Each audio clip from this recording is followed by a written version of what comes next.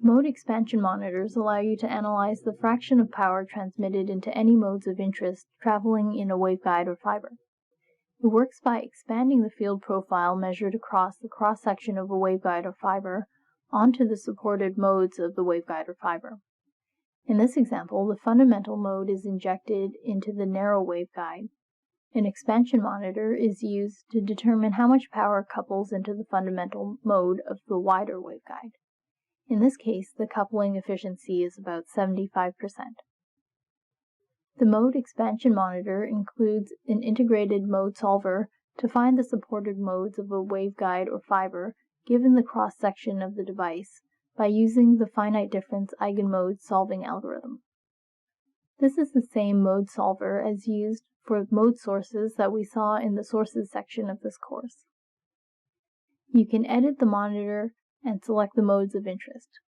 The mode expansion monitor itself does not measure any simulation data, but instead it takes the field data measured by the specified frequency domain field monitors and expands the monitor data onto the selected modes of interest. Frequency domain field and power monitors are recommended for this since there's less interpolation error compared to frequency domain field profile monitors. For broadband simulations, it's recommended to increase the number of frequency points over the wavelength range to calculate the supported mode profiles of the waveguide or fiber, since the supported mode profile can change as a function of wavelength.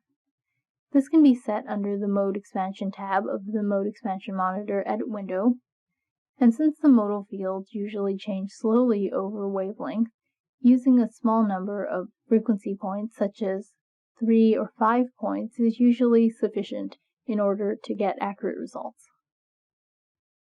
Overlap calculations are performed between each selected mode and the fields measured by the frequency domain monitor in order to determine the coefficient giving the fraction of power which is traveling in that mode.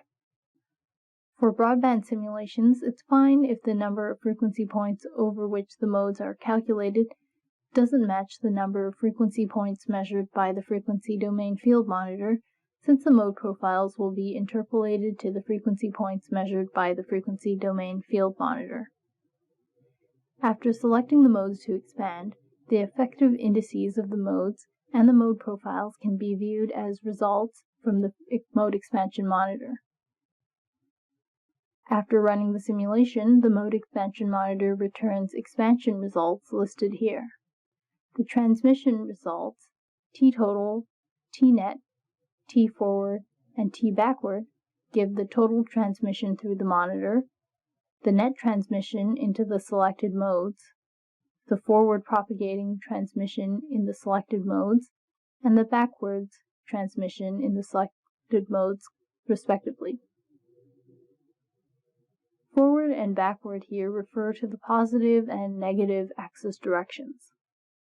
The A and B results are the complex transmission coefficients of the forward and backward propagating waves of the selected modes, and these can be used to calculate the S parameters.